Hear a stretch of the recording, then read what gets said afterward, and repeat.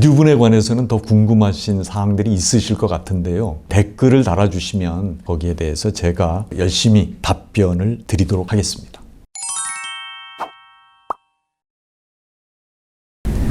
홍순기 변호사의 행복한 상속의 홍순기 상속 전문 변호사입니다.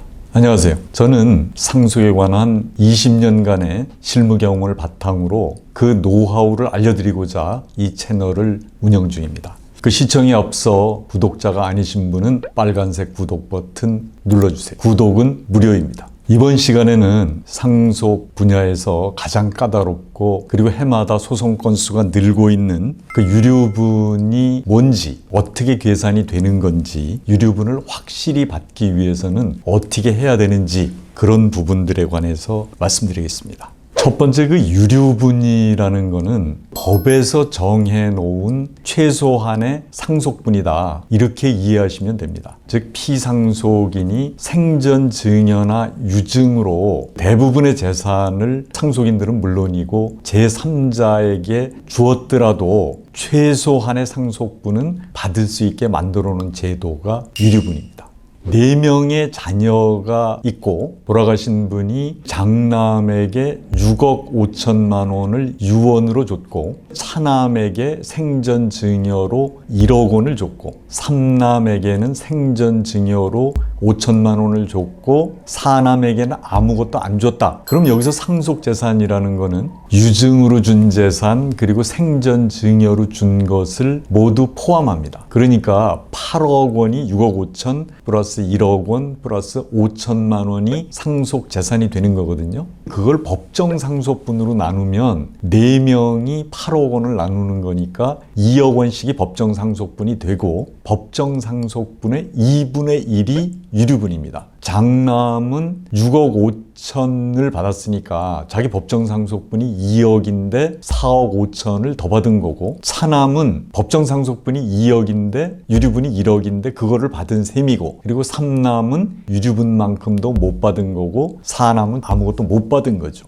이럴 때는 지금 유류분만큼 받은 차남은 유류분 청구를 할 수가 없고, 삼남은 유류분이 1억 원인데 5천만 원을 미리 받았으니까 5천만 원을 장남에게 청구할 수 있고, 사남은 1억 원을 장남에게 청구할 수 있는 거, 이게 유류분입니다. 그 다음에 이것이 그 입법이 된 이유는 1977년도에 입법이 돼서 1979년부터 시행이 됐는데요. 결국은 제3자나 상속인 한 명에게 모두를 줬을 때 생계에 문제가 될 수 있다. 또 하나는 그 당시만 해도 아들들에게만 상속이 되는 경우가 많아서 딸들의 권리를 보호해야 된다. 그런 이유에서 그 유류분 제도가 신설이 된 겁니다. 그러면 이제 유류분 권리자에 대해서 보겠습니다. 유류분 권리자는 상속인만 가능합니다. 지금은 상속순위가 1순위, 2순위, 3순위까지만 가능하도록 되어 있습니다. 1순위는 직계비속과 배우자, 2순위는 직계존속과 배우자, 3순위가 형제자매, 4순위는 사촌 이내의 반계혈족인데 지금 사촌 이내의 반계혈족은 유류분 권리자가 아닙니다. 지금 법무부에서 형제 자매를 유류분에서 제외하는 입법이 현재 국회에 와 있습니다. 그것은 무슨 얘기냐면, 결혼을 안 한 어떤 분이 돌아가시면 자녀도 없고 배우자도 없고 부모님은 이미 돌아가시고 없는 상황이면 형제 자매가 상속인이 되는데, 그때 어떤 한 형제에게 많은 재산을 줬더라도 거기에 유류분을 인정하는 거는 문제가 있다 해서 지금 입법으로 해결하겠다는 거고요. 또 하나 문제가 되는 게 그 상속권 상실 제도라는 게 입법이 될 가능성이 있습니다. 지난번에 그 구하라법 같은 게 문제가 됐을 텐데요. 평생 동안 양육이나 부양을 하지 않은 상속인들에게도 유류분을 줘야 되느냐, 폐륜적인 행위를 저지른 상속인들도 그 상속권을 줘야 되느냐, 그래서 그 상속권 상실 제도라는 게 입법이 국회에 계류되어 있는 그런 상태입니다. 국회에 계류되어 있다는 거는 결정을 기다리고 있다. 그렇습니다. 국회에서 통과가 돼야 입법이 된다, 이제 그런 취지입니다. 다음에는 그 유류분 비율에 관해서 말씀드리겠습니다. 현행 법에는 직계비속과 배우자는 법정 상속분의 2분의 1, 직계존속과 형제자매는 법정 상속분의 3분의 1이 유류분 비율입니다.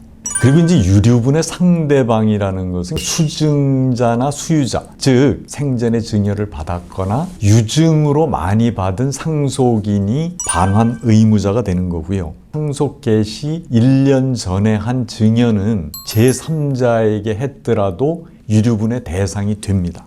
예외인 조항이 있는데 사망 개시 1년 이내에 상속인이 아닌 사람한테 주더라도 주는 사람이나 증여를 받는 사람이 상속인들을 해친다라는 사실을 알고 있었다면 유류분의 대상이 된다는 겁니다. 돌아가시는 분 입장에서 사실혼 관계에 있는 배우자에게 대부분의 재산을 생전 증여를 했다. 그때 받는 사람이나 주는 사람 모두가 상속인들의 유류분권도 해칠 수 있겠다. 이런 거를 알 수 있으면 사실혼 관계 배우자에게서도 1년 이전에 증여를 했어도 유류분을 인정할 수 있다. 이런 취지입니다. 그 상속인의 경우에는 언제 줬든 상관없이 전부 다 유류분의 대상이 됩니다. 다음에 이제 유류분을 계산하는 방법에 관해서 한번 말씀을 드려보겠습니다. 그 유류분 산정의 기초재산은 생전 증여재산 플러스 잔존 상속재산 플러스 유언으로 주겠다는 재산, 그걸 합치고 거기에서 이제 상속 채무를 공제한, 그게 바로 그 유류분 산정의 기초재산이 됩니다. 그 다음에 이제 기초재산을 어떻게 평가하느냐가 사실은 유류분에서 핵심적인 거고 중요한데요. 돌아가시는 시점에 시가로 부동산은 계산을 합니다. 그리고 그게 현금이다. 물가 지수를 반영해서 30년 전에 1억을 줬다. 그러면은 30년이 지난 다음에는 한 2.5배 정도 됩니다. 한 2억 5천? 그 정도가 물가 상승률을 반영한 그런 게 되겠습니다. 그렇다면 증여한 목적물이 매도가 됐거나 멸실이 되면 어떻게 계산하냐? 지금 매도가 된 경우에는 현재 그 아파트가 그냥 있는 걸로 치고 계산합니다. 그 수증자의 책임 있는 이유로 물건이 멸실이 됐을 때는 현재 그게 있는 걸로 치고 계산한다. 이렇게 생각을 하시면 되는데, 이 기초재산을 평가하는 게 상당히 좀 어려운 문제가 되고 또 중요한 문제가 될 수 있습니다. 이제 그 유류분을 그러면 어떻게 하면 확실히 받을 수 있냐, 그 방법에 대해서 말씀드리겠습니다. 그 유류분권을 행사하는 방법은 두 가지가 있는데요. 첫 번째는 증여를 받은 사람한테 의사표시, 너 이런 증여를 받았으니까 나한테 유류분을 달라, 이런 의사표시를 하시면 됩니다. 근데 이게 이제 구두로 했을 때 그 의사표시를 받았느냐 안 받았느냐 문제가 생길 수 있으니까 내용 증명 같은 것으로 보내놓으면 확실한 의사표시가 되고요. 더욱 확실한 거는 소송으로 그 유류분권을 청구하는 거죠. 그리고 이제 제일 중요한 게 그 유류분권 반환 행사 기간인데요. 유류분권은 돌아가신 분이 돌아가신 사실, 반환받을 생전 증여나 유증이 있다는 사실을 알고 난 뒤로부터 1년 내로 행사하셔야 되고, 또 하나는 상속 개시가 된 시점으로부터는 10년 내로는 반드시 행사하셔야 됩니다. 소멸시효가 있기 때문에 유류분 반환 청구의 행사 기간이 제일 중요하다고 보시면 됩니다.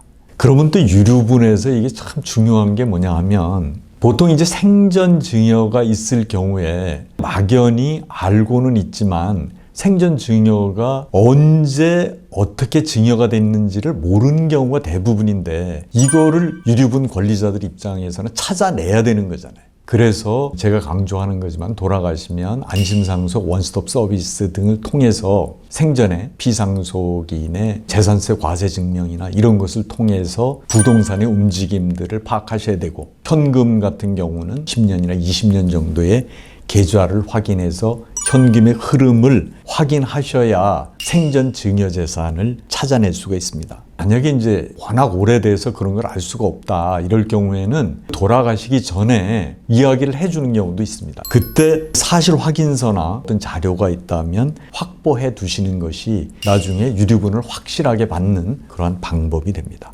유류분에 관해서는 더 궁금하신 사항들이 있으실 것 같은데요. 댓글을 달아주시면 거기에 대해서 제가 열심히 답변을 드리도록 하겠습니다. 이 영상이 유익하셨다면 구독, 좋아요 부탁드리겠습니다. 그리고 이제 다음 시간에는 유류분을 피할 수 있는 방법이 도대체 있는 거냐, 이 부분에 관해서 말씀을 드리도록 하겠습니다. 예, 감사합니다.